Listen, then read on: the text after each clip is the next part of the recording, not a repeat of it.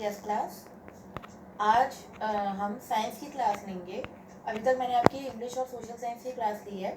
आज मैं साइंस की क्लास ले रही हूँ आपकी, और पहला चैप्टर है हमारा characteristics of plants and animals.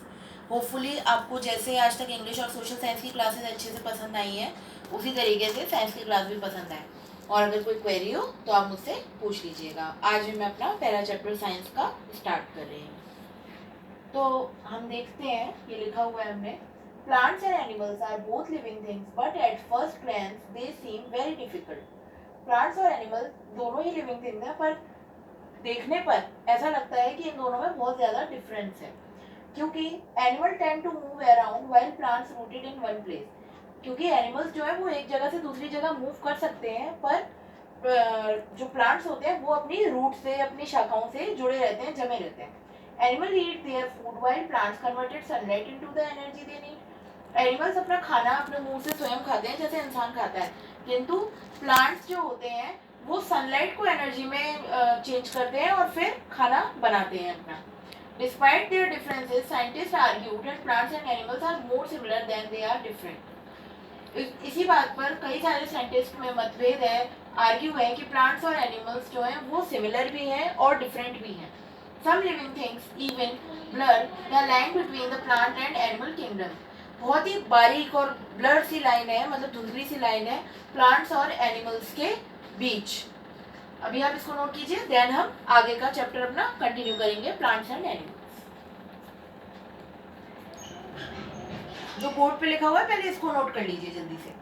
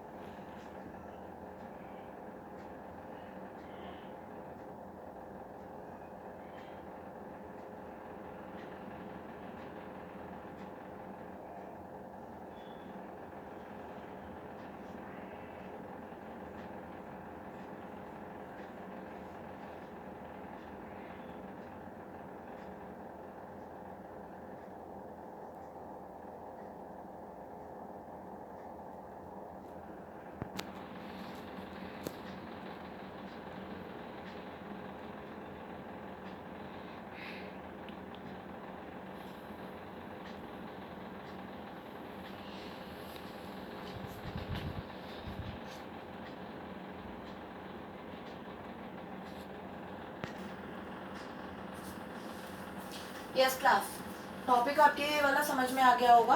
हम इस चैप्टर में प्लांट्स और एनिमल्स के बारे में पढ़ेंगे, उनकी सिमिलरिटीज़ के बारे में पढ़ेंगे, उनके स्ट्रक्चर के बारे में पढ़ेंगे, और उनके बीच में क्या सिमिलरिटीज़ है और क्या डिफरेंसेस है उसके बारे में पढ़ेंगे। तो ये एक शॉर्ट इंट्रोडक्शन था कि प्लांट्स और एनिमल्स जो है लिविंग थिंग्स होते हुए भी इनमें कुछ सिमिलरिटीज़ भी हैं और कुछ ये अलग भी हैं। ये ज़्यादातर जो है एनिमल्स की जो एक्टिविटीज़ हैं वो इंसानों से काफ़ी मिलती जुलती हैं। जैसे इंसान अपना खाना बनाता है और खाता है मुंह से, उसी तरीके से एनिमल्स जो है वो अपने खाने को ढूंढते हैं या शिकार करते हैं और फिर उसे अपने मुंह से खाते हैं। जैसे इंसान एक जगह से दूसरी जगह मूव कर सकता है, उसी तरीके से एनिमल्स भी एक जगह से दूसरी जगह मूव कर सकते हैं। लेकिन प्लांट्स थोड़े से इंसानों से और एनिमल्स से अलग होते हैं। वे अपनी एक ही जगह पे स्थिर रहते हैं, जमे रहते हैं अपनी शाखाओं से, अपनी जड़ों से।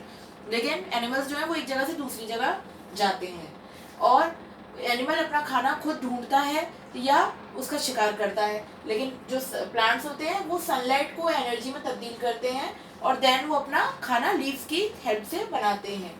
इसके लिए साइंटिस्ट में बहुत सारा मतभेद है। प्लांट्स और एनिमल्स सिमिलर भी हैं और इनमें डिफरेंस भी हैं। लिविंग थिंग्स में प्लांट और एनिमल्स के अंदर बहुत ही मामूली सा, बहुत ही बारीक सा डिफरेंस है जो हम आगे पढ़ेंगे। तो ये आप सबने नोट कर लिया होगा। अब हम आगे स्ट्रक्चर के बारे में कंटिन्यू करते हैं। अब हम पढ़ेंगे plants and animal cellular structure, मतलब हम प्लांट्स और एनिमल्स के स्ट्रक्चर के बारे में पढ़ेंगे।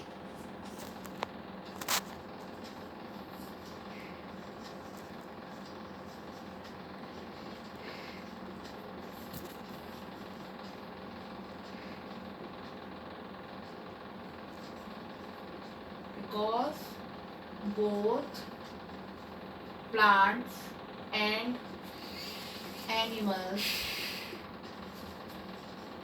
are living things,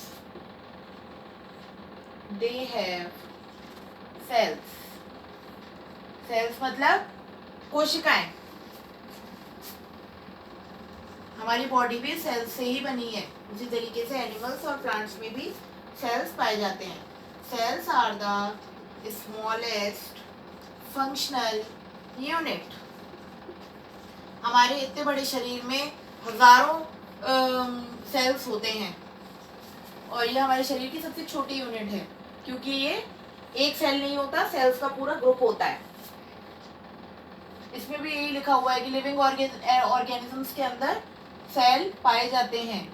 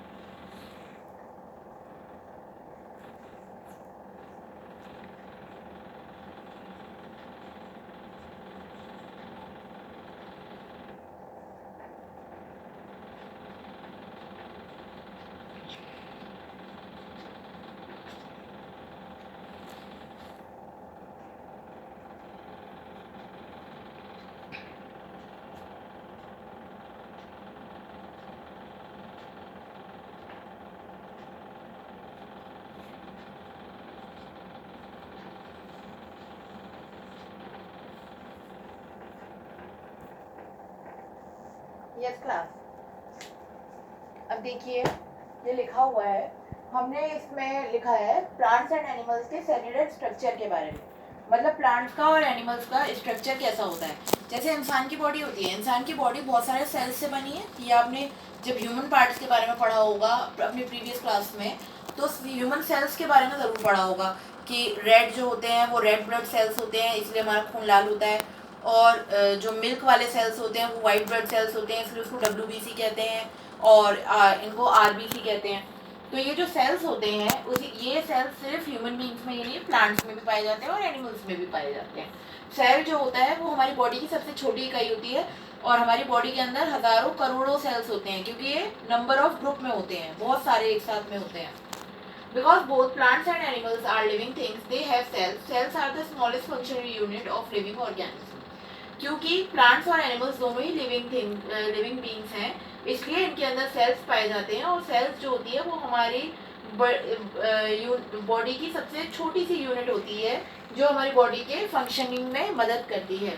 they make up every part of organism bodies, ये हमारी बॉडी के हर एक पार्ट में पाई जाती है।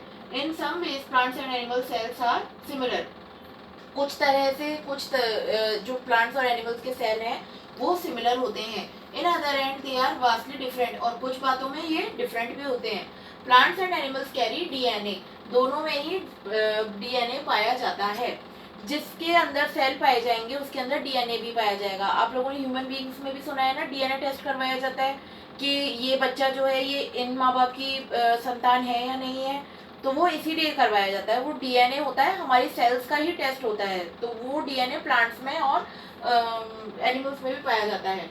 ये एक तरीके का डीएनए जो होता है ये जेनेटिक मटेरियल होता है जो एक जनरेशन से दूसरी जनरेशन में जाता है, मतलब ये वंशानुगत होता है। अगर एक इंसान गोरा है तो उसका बच्चा गोरा होगा, एक इंसान काला है तो उसका बच्चा काला होगा, एक इंसान अगर आंखों में कोई डिफेक्ट है तो आगे चल के उसके बच्चे में भी आंखों में डिफेक्ट होगा। उसी तरीके से कुछ चीज़ें ऐसी होती है जो हेरिडिटरी होती है, वंशानुगत होती हैं, जो एक जनरेशन से दूसरी जनरेशन में जाती हैं बिकॉज ऑफ डीएनए, क्योंकि ये हमारे बॉडी के अंदर सेल्स होते हैं और सेल्स में डीएनए पाया जाता है। Plants and animals can pass on their genes over time and adapt to the environment around them via natural selection. Plants और animals दोनों ही अपने जो सेल्स होते हैं, जो अपने जीन्स होते हैं, वो एक जनरेशन से दूसरी जनरेशन में उसको ट्रांसफ़र करते हैं। ऐसा नहीं हो सकता कि गुलाब के पौधे पर कमल का फूल खिल जाए या गुलाब के पौधे पर मोतिया का फूल खिल जाए, क्योंकि जो गुलाब के फूल के जो बीज होंगे वो उनसे गुलाब का ही पौधा निकलेगा, उससे मोतिया का पौधा नहीं निकल सकता। उसी तरीके से कुत्ते का अगर बच्चा होगा तो वो पपी ही होगा, कुत्ते का बच्चा शेर नहीं हो सकता या बिल्ली नहीं हो सकती। तो ये क्यों होता है? इंसान का बच्चा इंसान ही होगा, तो ऐसा क्यों होता है? क्योंकि ये हमारी जीन्स ऐसे होते हैं और हमारी ये जीन्स जो है वो एक जनरेशन से दूसरी जनरेशन में ट्रांसफ़र होते हैं।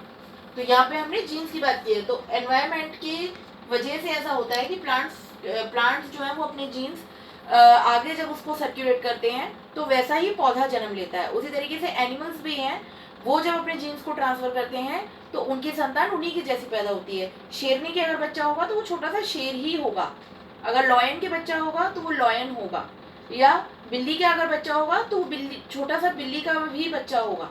तो वो जैसा हम होते हैं, जैसा बड़ा जो रूप होता है जिसका और उसका ही जो छोटा रूप आता है तो वो उसी के जैसा होता है। ऐसा सिर्फ जीन्स की वजह से होता है, वंशानुक्रम की वजह से होता है, ये हेरिडिटरी होता है। अब आप इस पॉइंट को नोट कर लीजिए, देन हम आगे का पॉइंट क्लियर करते हैं सेल से रिलेटेड और उसके स्ट्रक्चर से related.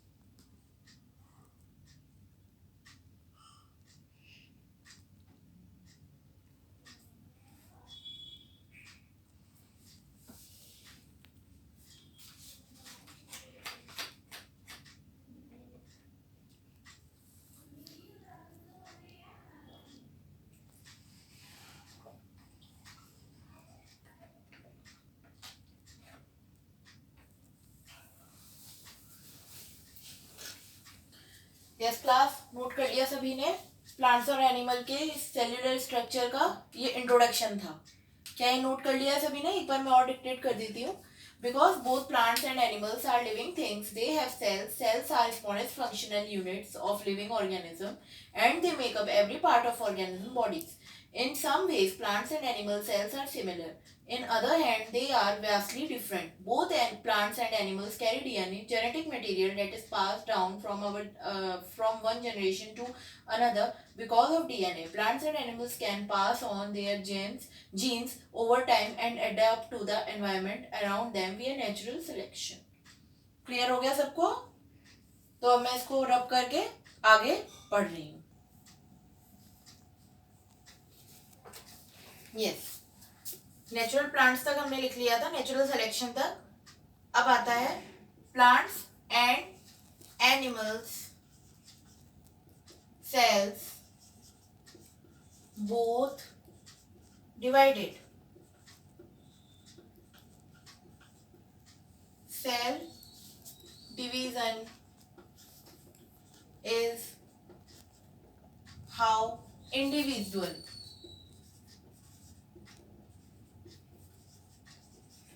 animals and plants grow and replace parts of themselves. Human children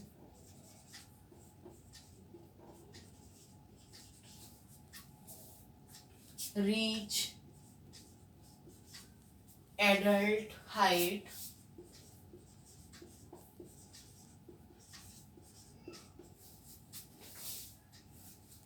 because of cells division. And grass grows for the same reason. Both plant and animal cells absorb nutrients and convert those nutrients into usable energy.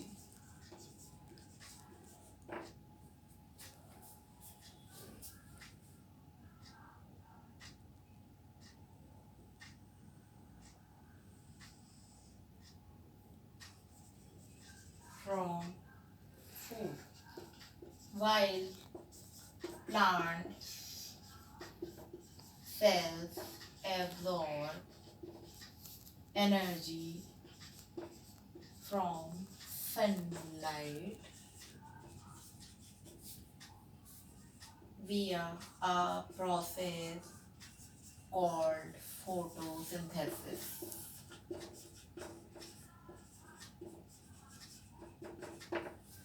देखिए, इसमें मतलब ये है plants and animal sales both divided. Plants के और animals के दोनों के सेल्स डिवाइडेड होते हैं. Cells division is individual and animals plants. Cells की जो संरचना होती है वो प्लांट्स की अलग होती है, सेल्स की संरचना, और एनिमल्स की अलग होती है. Plants grow and replace part of themselves. Human children reach adult height. Plant जो है वो बढ़ते हैं और उनके पार्ट्स जो हैं वो भी उसी तरीके से ग्रोथ करते हैं. एक छोटा सा पौधा होता है, छोटे से पौधे में पहले एक पत्ती आती है, फिर धीरे धीरे उसमें टहनियाँ आती हैं, फिर धीरे धीरे वो जो पतला सा उसका जो बहुत पतली सी एक शाख होती है वो बहुत मोटी सी हो जाती है. तने जो होते हैं वो आपके जो पतला सा आपके बैम्बू होता है वो एक बड़े से तने का रूप धारण कर लेता है. धीरे धीरे करके प्लांट जो है वो एक छोटे से पेड़ से एक बड़ा प्लांट बन जाता है, एक बड़ा ट्री बन जाता है. तो वो धीरे धीरे करके ग्रो करता है, क्योंकि प्लांट का स्वभाव है ग्रो करना। उसी तरीके से जो एडल्ट होता है या इंसान होता है, इंसान का जो बॉडी का स्ट्रक्चर है वो अपने आप ही, उसके अंदर सेल्स की संरचना ऐसी होती है कि इंसान जो है वो एक हाइट ले जाता है, हाइट में बढ़ जाता है। क्या कभी आपने ऐसा देखा है कि एनिमल्स के सेल्स ऐसे हों कि आपके एक जानवर का बच्चा तो ऐसा हो चौपाया हो और उसके उसका जो बच्चा हो वो 2 टांगों वाला हो? ऐसा नहीं हो सकता, क्योंकि ऐसा पॉसिबल ही नहीं है। अगर गाय का बच्चा है तो गाय गाय क्योंकि 4 टांगों वाला जानवर है, तो ऐसा तो नहीं हो सकता कि उसका बच्चा 2 टांगों वाला हो, ऐसा नहीं हो सकता। उसके 4 ही टांगों वाले होंगे, क्योंकि ये चीज जेनेटिक है, हेरिडिटरी है। क्योंकि उसके बॉडी का जो स्ट्रक्चर है वो वैसा ही रहेगा, सेल्स उसके संरचना जो रहेगी वो वैसी ही रहेगी जैसे कि उसके मदरहुड की है। तो यही हमने लिखा है, human children adult height because of cells division and grass growth for the same reason. जिस तरीके से ह्यूमन के जो चिल्ड्रन होते हैं और उनके बच्चों की हाइट बढ़ जाती है क्योंकि उनका सेल डिवीजन इस प्रकार का होता है, उसी प्रकार से ग्रास जो होती है उसके भी सेल्स ऐसे ही होते हैं। इसीलिए ग्रास जो है वो हमें थोड़े थोड़े दिनों के बाद काटनी पड़ती है, क्योंकि ग्रास का ही स्वभाव होता है कि वो जल्दी जल्दी बढ़ जाती है, लंबी हो जाती है। Both plant and animal sales absorb nutrition. Plants के और एनिमल्स के जो सेल्स होते हैं वो न्यूट्रिशन को एब्जॉर्ब करते हैं और उस न्यूट्रिशन को अपनी एनर्जी में चेंज कर लेते हैं। फर्क बस इतना है, जो प्लांट के सेल्स होते हैं वो सनलाइट से जो एब्जॉर्ब करते हैं न्यूट्रिशन, उनको एनर्जी में चेंज करते हैं। लेकिन जो एनिमल के जो सेल्स होते हैं वो न्यूट्रिशन को अपने अंदर मतलब कन्वर्ट कर लेते हैं उसको और एब्जॉर्ब कर लेते हैं। मतलब सिंपल होता है कि एनिमल्स जो हैं, जो उनको एनर्जी मिली उसको अपने अंदर कंजर्व कर लेते हैं, लेकिन जो प्लांट्स होते हैं वो पहले न्यूट्रिशन को सनलाइट से लेते हैं और उसके बाद उसको अपनी एनर्जी में चेंज करते हैं। और इस सनलाइट में होने वाली प्रक्रिया को फोटोसिंथेसिस कहते हैं।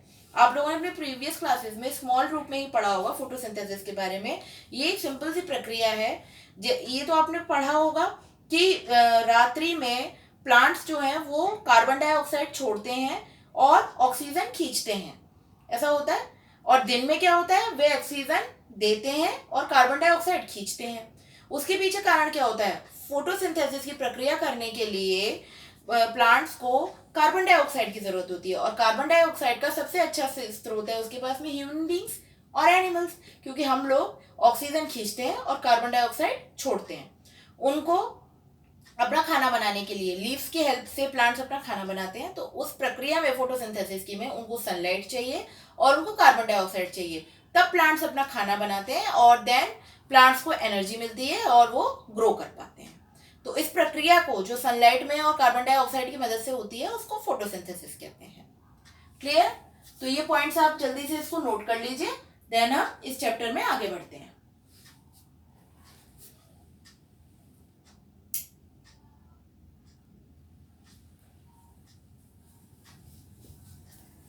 जल्दी से नोट कर लीजिए इसको।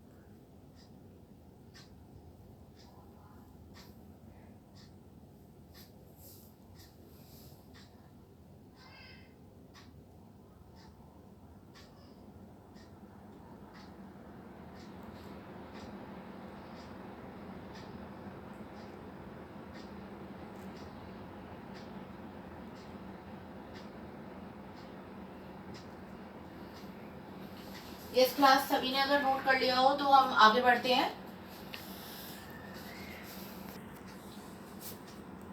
अभी हमने पढ़ा फोटोसिंथेसिस के बारे में, अब आगे बढ़ते हैं।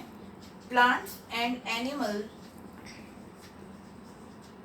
Sales have there differences, however plant cells are surrounded by a stiff cell wall, मतलब एक चिपचिपी सी दीवार, stiff का मतलब चिपचिपी, cell wall which helps keep plants rigid and upright while animal cells are surrounded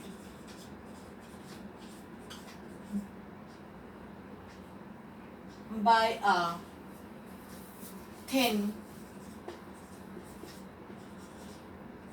permeable membrane that permits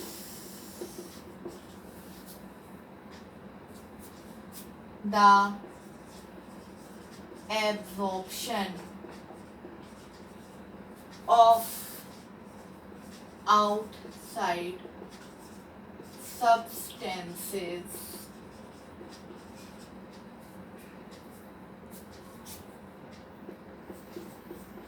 Plants and animals cells also contain differing organelles, inner cellular structures. Some animal cells have cilia, the hair like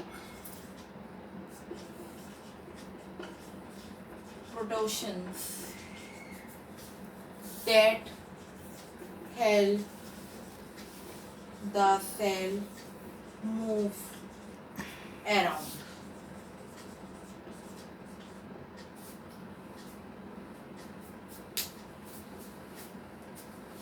Yes.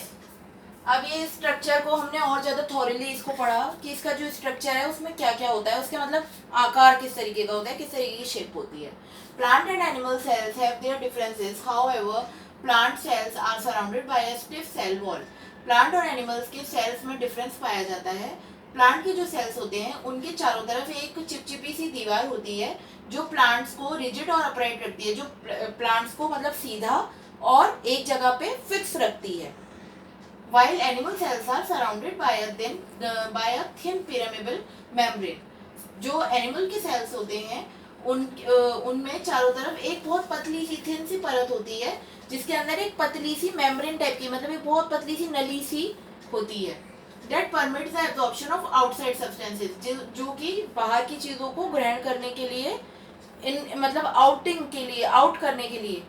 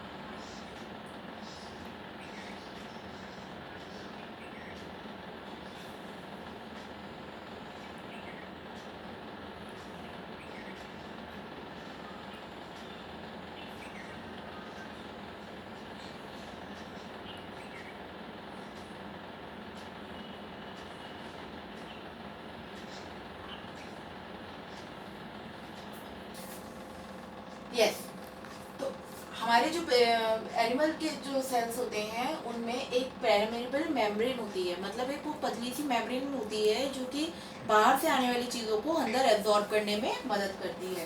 Plants and animal cells also contain differing organelles in a circular structure. Some animal cells have cilia, the hair like proteinous that help the cell move around। Plants और animal के जो cell होते हैं वो उनके अंदर contain होता है इनर और सर्कुलर, जो उनका स्ट्रक्चर होता है वो अलग अलग होता है और थोड़ा सा इनकी जो संरचना होती है वो अलग होती है। एनिमल के जो सेल्स होते हैं उनके अंदर सिलिया पाया जाता है। ये एक हेयर जैसा, मतलब देखने में ये बिल्कुल हेयर जैसा एक सब्सटेंस लगता है और ये हेल्प करता है सेल को एक जगह से दूसरी जगह मूव करने में। ठीक है क्लास, तो ये तो है प्लांट्स और एनिमल्स का। अभी हमने स्ट्रक्चर के बारे में पढ़ा। इसी के अंदर मैं और लाइंस जो है वो ऐड कर दे रही हूँ।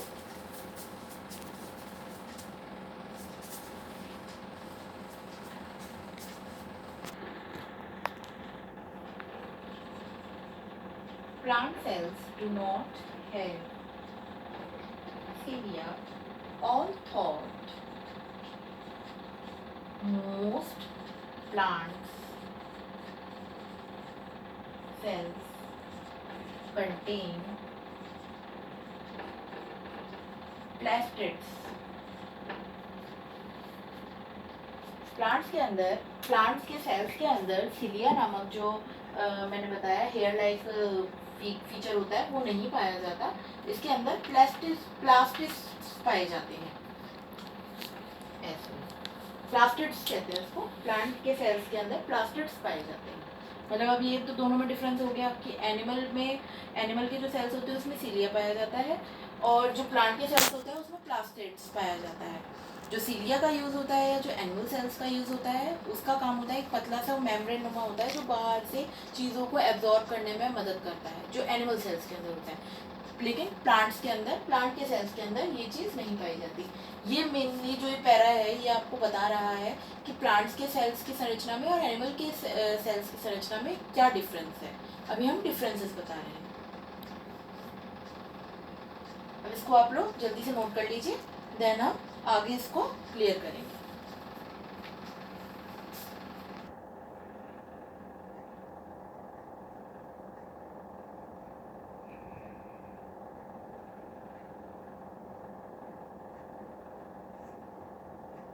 हमने आज की कैरेक्टरिस्टिक्स पढ़े हैं प्लांट्स और एनिमल्स के। आज हमने सबसे पहले तो हमने पढ़े हैं डिफरेंसेस प्लांट्स और एनिमल के, जो सेल्स के अंदर डिफरेंसेस हैं और उनकी एक्टिविटीज़ कैसी होती हैं, जेनेटिक क्या रहता है, डीएनए का क्या यूज़ होता है, डीएनए या ये जो वंशानुक्रम होता है वो क्या होता है, वो हेरिडिटरी, वो सारी चीज़ें हमने अभी आज प्लांट्स और एनिमल्स में पढ़ी। मतलब एक पौधा अगर नीम का पेड़ है तो उसके बीजों से या उसकी पत्तियों से जो पेड़ बनेगा तो वो नीम का ही होगा। तो ये चीज़ होती है हेरिडिटरी। इसको जीन्स भी बोलते हैं और हेरिडिटरी भी बोलते हैं, और मतलब ये सेल्स से ही रिलेटेड होती हैं सारी चीज़ें, चाहे वो जीन्स हो चाहे वो डीएनए। तो ये हम पढ़ा हमने आज का, और इसके स्ट्रक्चर, सेल्स के और प्लांट के स्ट्रक्चर के बारे में पढ़ा। बाकी इसको डायग्राम के थ्रू हम और अच्छे से और क्लियरली समझ लेंगे। पहले अभी आप लोग इसको इतना नोट कर लीजिए, और आज की क्लास में मैं इतना ही क्लियर करूँगी आपको। नेक्स्ट हम इस चैप्टर को अगली क्लास में कंटिन्यू करेंगे। पहले आप इसको नोट कर लीजिए।